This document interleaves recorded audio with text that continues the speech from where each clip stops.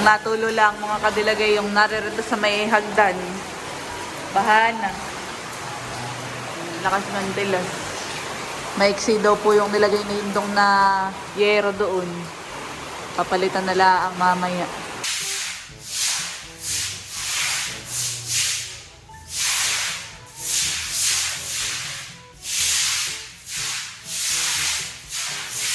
Thank you, Lord. Nakakatuwa po. Sa loob ng 2 months ay ito ang natrabaho po. Nakakatuwa. Nakakatuwang pagmasdan.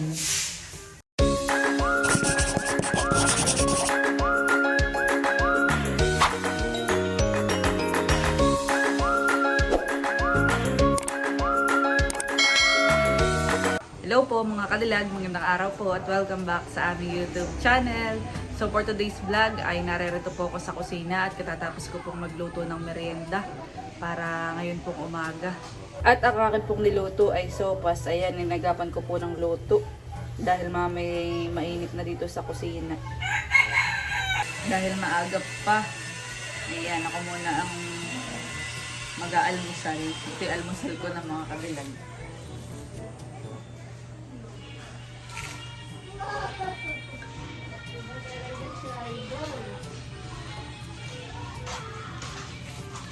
Sopas at saka hambon o banis mga kadilag. Sopas na bibi. Basuyo din ba ako kay bibi ng juice.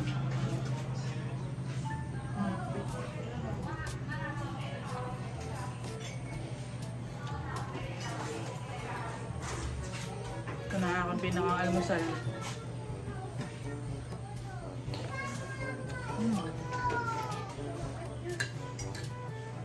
Nakapag-merienda na din po yung mga nagtatrabaho at may natira. Bigay ko po ito kay Chloe. O Chloe. Thank you.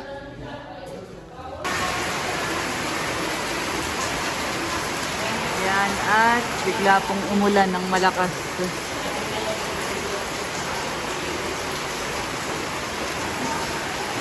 Maigi ding umulan at kuwan.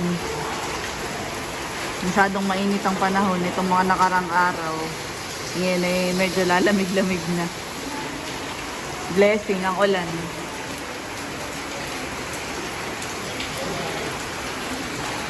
May ginamat walang natulo. Dito sa may islab. Ang natulo lang mga kadilagay yung naririto sa may hagdan. Bahana. Lakas ng dilas.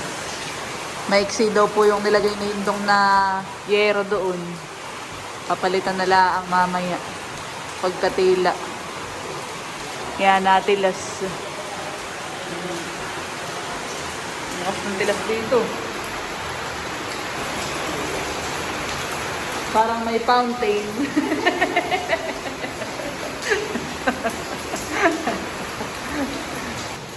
May ulan pa rin pala mama kahit may inahan eh. Dito sa atin. Wala ko pa na may walan. Dito po sa loob ay tinatapos na din nila yung palitada. Bago daw po lagyan ng asinta ay papalitadahan muna. At tapos na po dito ang palitada. Tumila na po. Pwede na rin yung hollow blocks na aking order kahapon.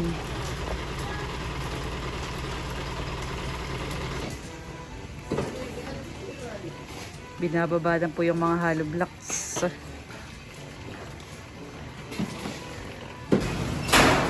Ayan na tinaayos po ni Kuya Unad yung pong bubong na inilagay po dun sa abang para sa hagdan.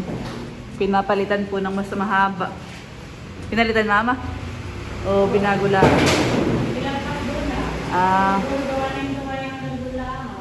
Oh. Mali yung gawain duman. Kaya natulo.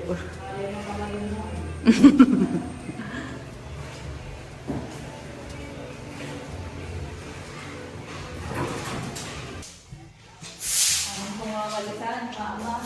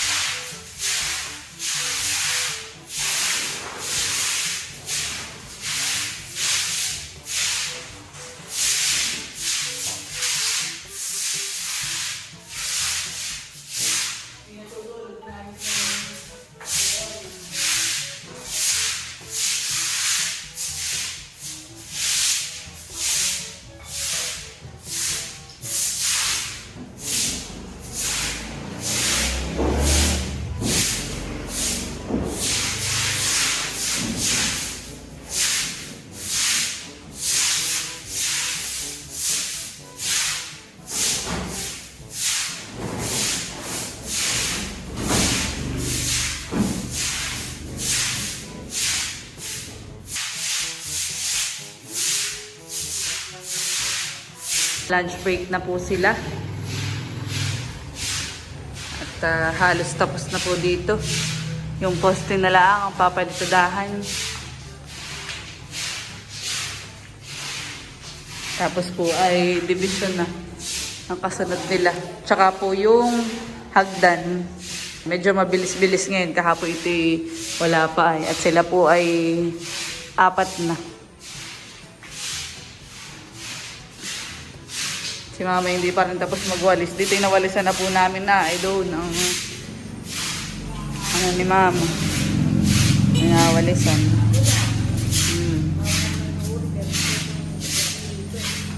Oo nga. Pag nagkataon pala dito mama ay madilim sa iyong kwarto, dapat ay laging bukas ang ilaw.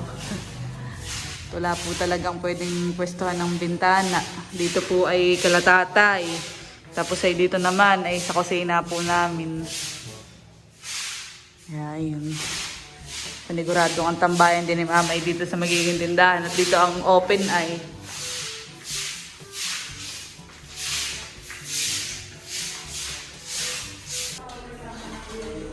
Ano mama? Nahangin. Sa pintuan, tsaka sa pintuan honey. Dito ah. Oh, yun po talagang ano namin, iniisip din namin. Pero may papasok pa rin naman kahit papaanong hangit. Oh, malaki naman ang open na ito ay. Wala po talagang pupestuhan dito ng bintana. Pag pinistuhan dito wala naman harang.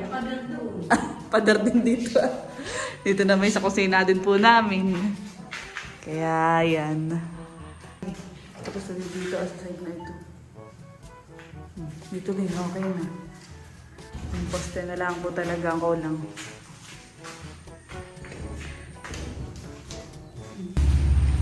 Pagkatapos po naming walisan ni mama ay kanya pong minamap.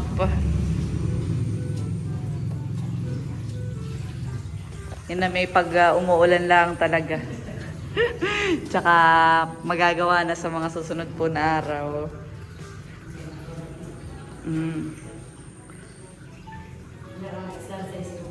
Yeah. Much later. Dahil dito po sa salas ay tumaas na po ang flooring.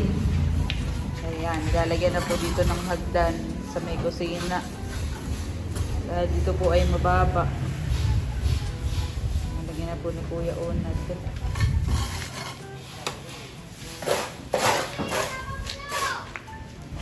Kataas ng ano eh.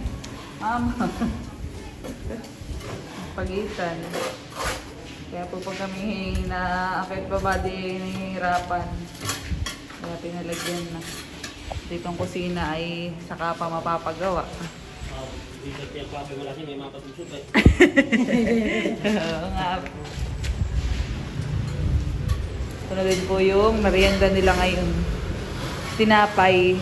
Yan po ang partner ng tinapay, banana split. Merienda time! Ayan po mga kadilag at alas 4 na po. Nagsibig na po yung mga nagtatrabaho po dito sa bahay. At si mama po ay OT. Overtime. Mama po wala pang hiwat.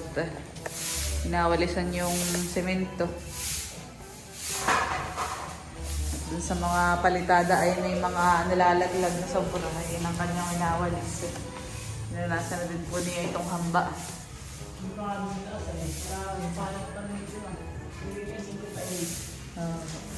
Dito po sa kwarto po nila mama ay yan. Okay na po ito.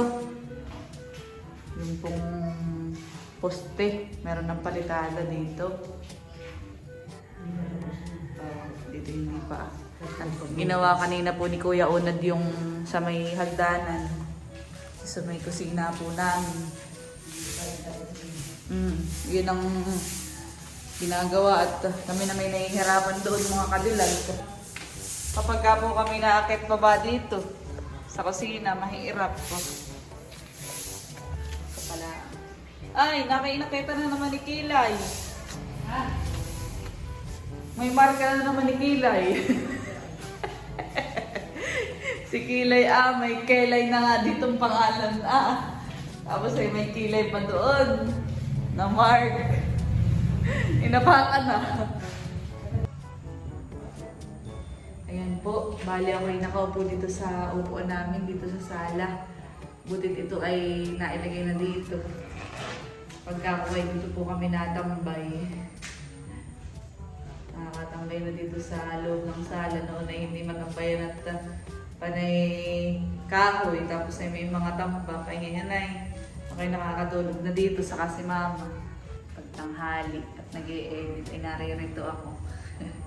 Nakakatuwa lang mga kadilag dahil ngayon nga pala ay May 8 ay sakto po na ikadalawang buwan po ngayon ng pagpapaayos dito sa aming bahay. So sa loob po ng 2 buwan ay marami na ang development dito sa aming bahay. Kahit pa unti-unti ay nakikita na po yung kumbaga yung kaunting napapaayos dito po sa amin. So sa loob ng 2 months ay naging okay na itong sala. Kahit hindi pa ganun ka fully furnished ay maaliwalas na pong tingnan. Mas lumawak na. Yeah, thank you Lord. Nakakatuwa po. Mabilis lang po talaga ang panahon. Pero may naka 2 months na pala. 2 months na po palang pinapagawa itong aming bahay. Si Mama pinarang pa rin sa labas. Nagbawalis pa rin sila. Nagbili siya ng walis ay tinitistingan. Sa loob ng 2 months ay ito ang natrabaho po. Nakakatuwa. Nakakatuwang pagmasdan. Ngayon nga pala mamay 8, tapos di ka tayo March 8 nagpasimula. March 8 tayo nagpasimula. Oo, March 8. 2 months na. Pag daw po may mga nagsasabi na kapag daw natanggal na yan mama, yung sa harapan, ay makikita na yung itsura ng ating bahay. Parang ay hindi pa lang ganun kapansin dahil may nakalagay pa ditong ito po kapag ka daw natanggal ay mas May pinto na yan, saka mas aaliwalas ding tingnan honey. pag may pinto na bintana, pwede rin pa kayo rin. Oo. Kaya nga lang, tambakan pa ng gamit natin. Kaya nga sayang naman. Pinto muna. Pag naririto sa labas ay yan. Yan po ang itsura. Sabi ni Mama, saka na daw po patanggal ito kapag may pintuan na. O nga naman, wala kaming sarap pa. Open na di yan pagka natanggal.